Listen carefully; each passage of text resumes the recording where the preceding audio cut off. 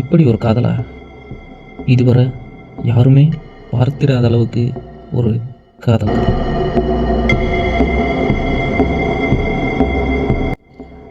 இந்த ஒரு செயலால் பகுதியில் இருந்த மக்களை அச்சத்தோட உச்சத்துக்கே கொண்டு போயிருக்கு.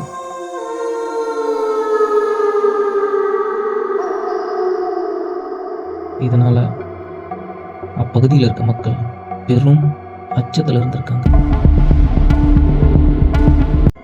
பரிதாபமா போன ஒரு உயிர்.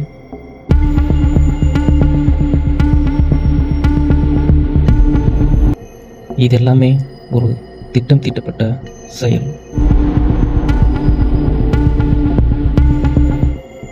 அப்படி இன்னைக்கு என்னதான் நடந்துச்சு வாங்க டீட்டெயிலாக பார்க்கலாம். வணக்கம், நான் உங்கள்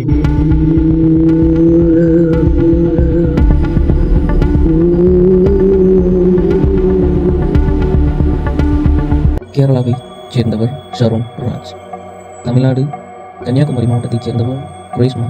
பல வருடங்களாக காதலித்து வந்திருக்காங்க. இயல்பாக போயிட்டு இருந்த இவங்களோட காதல் வாழ்க்கையில் அன்று ஒரு நாள் மிகப்பெரிய திருப்பமாக அமைஞ்சிருக்கு. அது என்ன அப்படின்னு பார்த்தா 2022ஆம் ஆண்டு குரேஷ்மா அவங்க பெற்றோர் என்ன பண்ணியிருக்காங்கன்னா குரேஷ்மாவுக்கு வேற ஒரு அலைன்ஸ் பார்த்துருக்காங்க. அந்த அலைன்ஸில் குரேஷ்மாவுக்கும் பிடிச்சி போனதால் அவங்களும் சம்மதம் சொல்லியிருக்காங்க. இதனால ஷாரோனை லவ் பண்ணிட்டு இருந்த குரேஷ்மா அவனை எப்படியாச்சும் கழட்டி விடணும்னு சொல்லிட்டு தன்னோட குடும்பத்தோடு சேர்ந்து திட்டம் தீட்டுறாங்க. இதற்காக கிரேஷ்மா பல தடவை முயற்சி செஞ்சு தோற்று போயிருக்காங்க. அதாவது அவருக்கு தண்ணியில் அதிகப்படியான பேராசிட்டமால் மாத்திரைகள் கலந்து கொடுக்குறதும், ஜூஸ் போட்டியில் சில விஷங்களை கலந்து குடிக்க சொல்லி கொலை முயற்சி பண்ணியிருக்காங்க. எப்படியோ அதிர்ஷ்டவசமாக ஷாரோன் அந்த திட்டத்திலிருந்து தப்பிச்சு வந்திருக்காரு.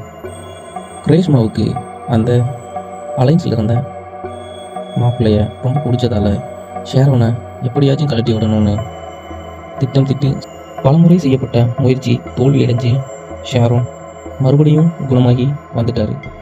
இதில் கிரேஷ்மா ரொம்பவும் அதிருப்தி அடைஞ்சு எப்படி பண்ணாலும் அவன் உயிரோடு வந்துடுறான், இவன் சாகலை அப்படின்னு இன்னும் தீவிரமாக யோசனை செஞ்சு அன்னைக்கு அப்படி ஒரு முயற்சியை பண்ணுறாங்க கிரேஷ்மா. அன்று ஒரு நாள் ஷாரோனுக்கு கால் பண்ணி கிரேஷ்மா, நான் உன்னை உடனே பார்க்கணும், நீ உடனே கிளம்பி என்னோட வீட்டுக்கு வா அப்படின்னு ஷாரோனை கால் பண்ணி அழைக்கிறாங்க.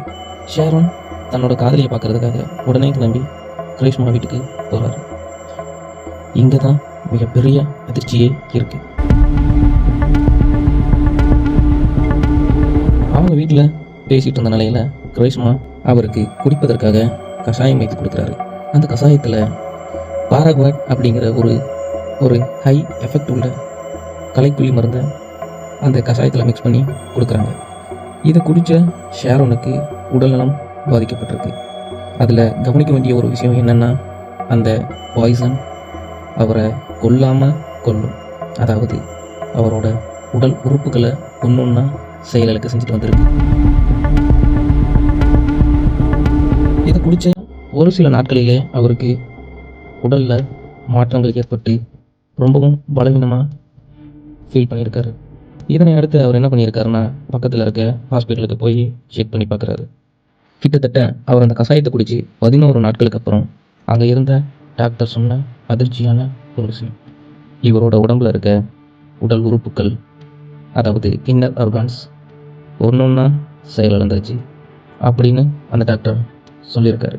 அவர் உட்கொண்ட 11 நாட்களுக்கு பிறகு அக்டோபர் 25, 2022 அன்னைக்கு ஷாரோன் பல உறுப்புகள் செயலிழப்புக்கு பின் அணுவாக சித்திரவதைப்பட்டு இறந்திருக்கார். அவர் இறந்ததுக்கப்புறம் கேஸ் போட்டு சில முறை கேஸ் ஃபைல் பண்ணி பெயிலில் வெளியில் வந்த கிரேஷ்மா அதுக்கப்புறம் ஒரு சந்தோஷமான வாழ்க்கையை வாழ்ந்துட்டு வந்திருக்காரு. அதுக்கப்புறம் ஷாரோனோட பெற்றோர்கள் என்ன பண்ணியிருக்காங்கன்னா, அந்த வழக்கை மறுபடியும் அப்பீல் பண்ணியிருக்காங்க. அதற்காக அந்த கோர்ட் என்ன பண்ணுறாங்கன்னா, இந்த கேஸை எடுத்து நடத்துகிறாங்க. இதில் அலசி ஆராய்ச்சி பார்த்ததில் கிரேஷ்மா திட்டமிட்டு ஷாரோனை கொலை செஞ்சது ஆணித்தரமாக தெரிய வந்திருக்கு. இதற்காக கிரேஷ்மாவை அரெஸ்ட் பண்ணி போலீஸ் ஸ்டேஷனில் விசாரணை பண்ணுறாங்க. விசாரணையின் போது கிரேஷ்மா தன்னோட கொலை முயற்சியை ஒப்புக்கொண்டாங்க. இந்த கொலை விசாரணையை முழுவதுமாக கேட்ட கோர்ட் என்ன பண்ணுறாங்கன்னா, கிரைஸ்மாவுக்கு உச்சபட்ச தண்டனையாக பிரிவு 302 கொலை மற்றும் 328 விஷம் அல்லது தீங்கு விளைவிக்கும் பொருட்களை பயன்படுத்துதல், பிரிவு 364 கடத்தல் மற்றும் 203 ஆதாரங்களை அழித்தல் அல்லது குற்றவாளிகளை பாதுகாக்க தவறான தகவல்களை வழங்குதல். இந்த செக்ஷனுக்கு கீழே கிரைஸ்மாவுக்கு இந்திய தண்டனை சட்டம் IPC செக்ஷன் சட்டப்பூர்வமாக குற்றவாளி என தீர்ப்பு வழங்கியது. கூடுதல் மாவட்ட அமர்வு நீதிமன்றம், நெய்யாட்கரா, கேரள நீதிமன்றம். இதில் கிரைஸ்மாவோட மாமாவுக்கும் பங்கு இருந்ததால் அவருக்கு IPC செக்ஷன் 201 படியும், அவரோட தாயார் மீதான குற்றச்சாட்டை அரசு தரப்பு நிரூபிக்க தவறியதால் அவர் விடுவிக்கப்பட்டார். இதில் ரொம்பவும் கவனிக்கமான ஒரு விஷயம் என்னன்னா, கிட்டத்தட்ட 3 வருடங்களுக்கு பின் தன்னோட காதலனை கசாயத்தில் விஷம் கலந்து கொன்றதற்காக ஜனவரி 20, 2025 திங்கட்கிழமை மரண தண்டனை மற்றும் 2 லட்சம் அபராதம் விதித்து தீர்ப்பு வழங்கியது நெய்யாட்கரா கூடுதல் மாவட்ட அமர்வு நீதிமன்றம். இதில் எவ்வளோ ஒரு வெறித்தனமான ஆக்ரோஷமான பழிவாங்கிற குணம் கிரைஸ்மாவுக்குள்ள இருந்திருக்கணும். அதாவது அந்த கோர்ட்டில் என்ன சொல்லியிருக்காங்கன்னா, கொலை முயற்சி செய்வதே ஒரு தவறான செயல், ஆனால் அதை மீண்டும் மீண்டும் முயற்சித்து ஒரு கொலையை பண்ணியிருக்காங்கன்னா அது ஒரு மன்னிக்க தகாத உச்சபட்ச கொலை முயற்சியாகும் அப்படின்னு அந்த கோர்ட் கிரைஸ்மாவுக்கு உச்சபட்ச தண்டனையாக, அதாவது இதுவரைக்கும் இந்தியாவிலேயே சிலருக்கு மட்டும் வழங்கப்பட்ட மரண தண்டனை கிரைஸ்மாவுக்கு வழங்கப்படுகிறது. இதை போன்று மீண்டும் ஒரு உண்மை சம்பவத்துடன் உங்களை சந்திக்கிறேன். பாய்.